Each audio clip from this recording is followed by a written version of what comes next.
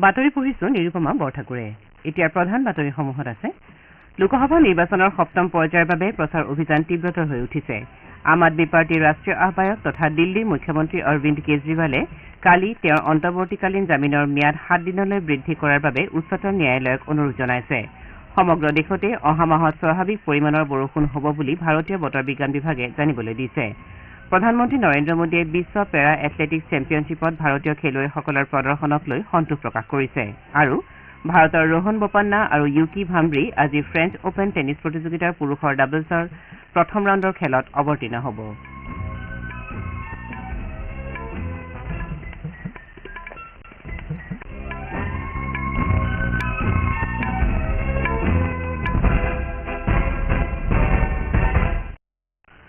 লোকসভা নিৰ্বাচনৰ সপ্তম পৰ্যায়ৰ প্ৰচাৰ অভিযানৰ সামৰণি পৰিবলৈ মাজত মাত্ৰ 2 দিন বাকী থকা অৱস্থাত নিৰ্বাচন হ'বলগীয়া সমষ্টিসমূহত প্ৰচাৰ অভিযান তীব্ৰতৰ হৈ উঠিছে।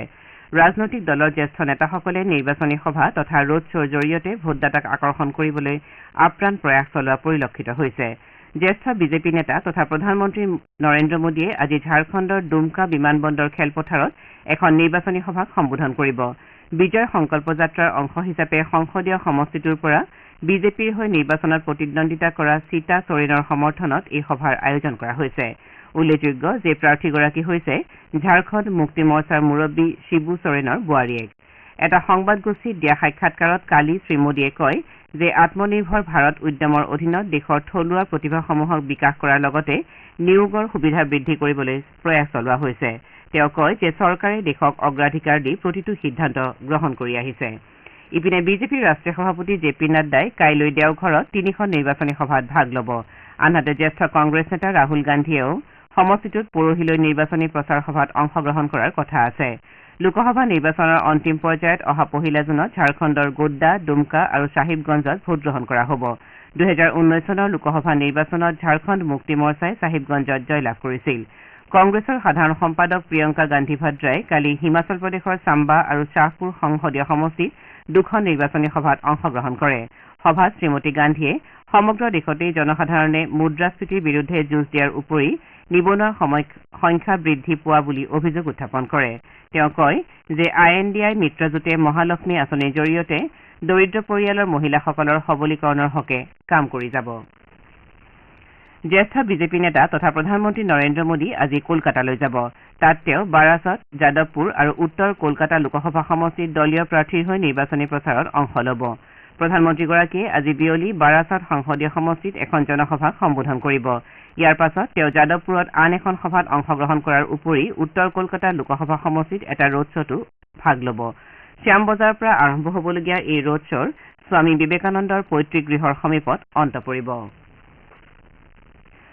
আম আদমী পাৰ্টীৰ ৰাষ্ট্ৰীয় আহ্বায়ক তথা দিল্লীৰ মুখ্যমন্ত্ৰী অৰবিন্দ কেজৰিৱালে কালি তেওঁৰ অন্তৰ্বৰ্তীকালীন জামিনৰ ম্যাদ 7 দিনলৈ বৃদ্ধি কৰাৰ বাবে উচ্চতম ন্যায়ালয়ক অনুৰোধ জনাইছে। সংবাদ মাধ্যমৰ সৈতে হোৱা কথা বতৰাত শ্ৰীকেজৰিৱালে কয় যে চিকিৎসকে কিছু জটিল ৰোগৰ আশংকাত তেওঁক কেইবাটাও স্বাস্থ্য পৰীক্ষা কৰোৱাবলৈ পৰামৰ্শ দিছে। তেওঁ কয় যে তেওঁ ন্যায়ালয়ক অন্তৰ্বৰ্তীকালীন জামিনৰ ম্যাদ বৃদ্ধি কৰিবলৈ অনুৰোধ জনাইছে যাতে এসপ্তাহৰ ভিতৰতেই তেওঁ সকলোবোৰ স্বাস্থ্য পৰীক্ষা কৰাই ল'ব পাৰে। ইপিনে কেজৰিৱালে উচ্চতম ন্যায়ালয়ক জনোৱা এই অনুৰোধক সমালোচনা কৰি বিজেপিয়ে এই বুলি কৈছে যে কেজৰিৱাল যাতে পুনৰ কাৰাগাৰলৈ ঘূৰি যাবলগীয়া নহয় তাৰ বাবেই তেওঁ এই সকলোবোৰ অজুহাত উলিয়াই আছে। দিল্লী বিজেপিৰ মুৰব্বী বীৰেন্দ্ৰ সচদেৱাই শ্ৰীকেজৰিৱালক এই বুলি প্ৰশ্ন কৰিছে যে যদিহে তেওঁ জটিল স্বাস্থ্যজনিত সমস্যাৰ সন্মুখীন হৈছে তেন্তে তেওঁ কিয় 3দিনীয়া প্ৰচাৰ কাৰ্যসূচীৰে পাটনালৈ গৈছে। প্ৰধানমন্ত্ৰী নৰেন্দ্ৰ মোদীয়ে গীতাঞ্জ নৌছেডাক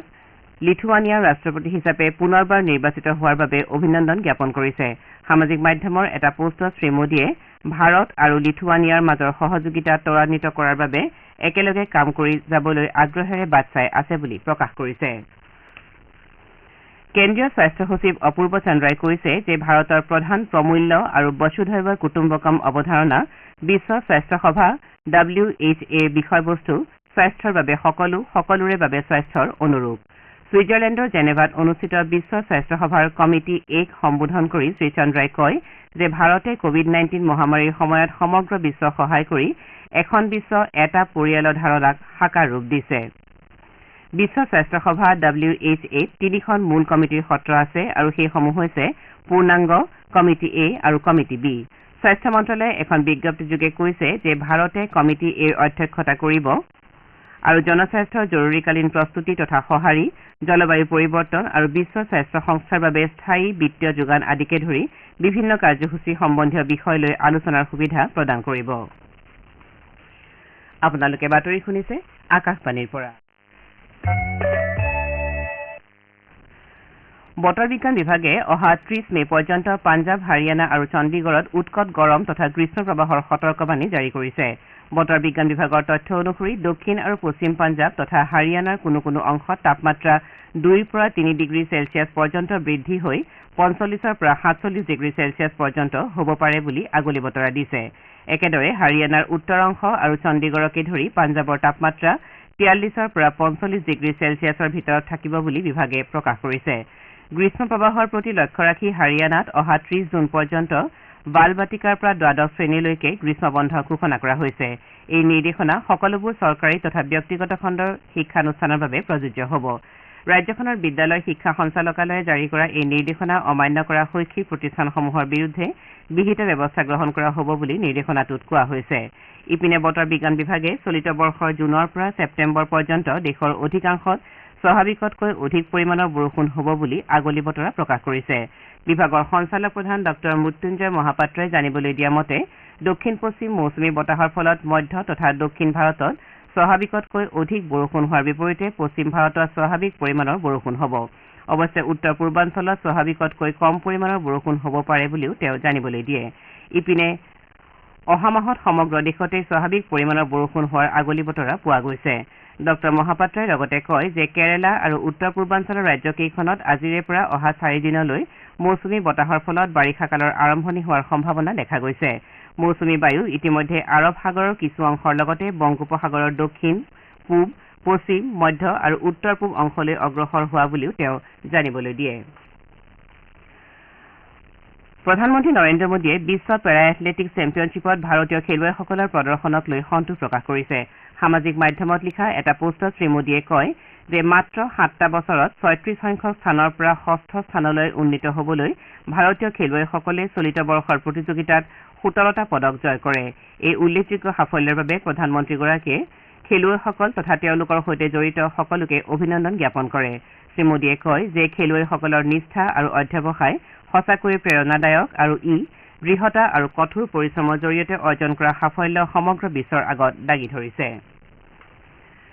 ভাৰতৰ ৰোহন বোপান্না আৰু ইউকি ভাম্ব্ৰী আজি ফ্ৰান্সৰ পেৰিছত হ'বলগীয়া ফ্ৰেঞ্চ অপেন টেনিছ প্ৰতিযোগিতাৰ পুৰুষৰ ডাবলছৰ প্ৰথম ৰাউণ্ডৰ খেলত অৱতীৰ্ণ হ'ব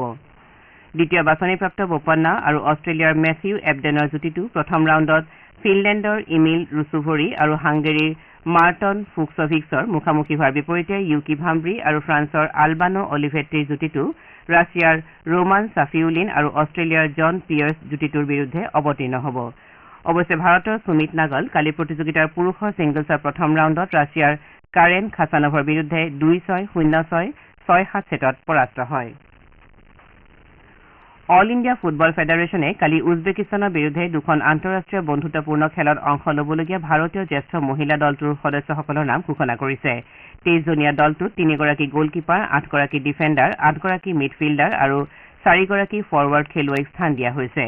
ৰাষ্ট্ৰীয় পৰ্যায়ৰ প্ৰাক্তন খেলুৱৈ লাংগাম চাওবা দেৱীক দলৰ মুখ্য প্ৰশিক্ষক হিচাপে ঘোষণা কৰা হৈছে ভাৰতীয় দলটো উজবেকিস্তানৰ বিৰুদ্ধে অহা শুকুৰবাৰে প্ৰথমখন আৰু 4 জুনত দ্বিতীয়খন খেলত অৱতীৰ্ণ হ'ব বাতৰি শেষ কৰাৰ পূৰ্বে প্ৰধান বাতৰিকেইটা চমুকৈ আকৌ এবাৰ লোকসভা নিৰ্বাচনৰ সপ্তম পৰ্যায়ৰ বাবে প্ৰচাৰ অভিযান তীব্ৰতৰ হৈ উঠিছে আম আদমী পাৰ্টীৰ ৰাষ্ট্ৰীয় আহ্বায়ক তথা দিল্লীৰ মুখ্যমন্ত্ৰী অৰবিন্দ কেজৰিৱালে তেওঁৰ অন্তৰ্বৰ্তীকালীন জামিনৰ ম্যাদ 7 দিনলৈ বৃদ্ধি কৰাৰ বাবে উচ্চতম ন্যায়ালয়ক অনুৰোধ জনাইছে সমগ্ৰ দেশতে অহা মাহত স্বাভাৱিক পৰিমাণৰ বৰষুণ হ'ব বুলি ভাৰতীয় বতৰ বিজ্ঞান বিভাগে জানিবলৈ দিছে প্ৰধানমন্ত্ৰী নৰেন্দ্ৰ মোদীয়ে বিশ্ব পেৰা এথলেটিক্স চেম্পিয়নশ্বিপত ভাৰতীয় খেলুৱৈসকলৰ প্ৰদৰ্শনক লৈ সন্তোষ প্ৰকাশ কৰিছে আৰু ভাৰতৰ ৰোহন বোপান্না আৰু ইউকি ভাম্ব্ৰী আজি ফ্ৰেঞ্চ অপেন টেনিছ প্ৰতিযোগিতাৰ পুৰুষৰ ডাবলছৰ প্ৰথম ৰাউণ্ডৰ খেলত অৱতীৰ্ণ হ'ব আমাৰ এতিয়াৰ বাতৰি ইমানতে অন্ত পৰিল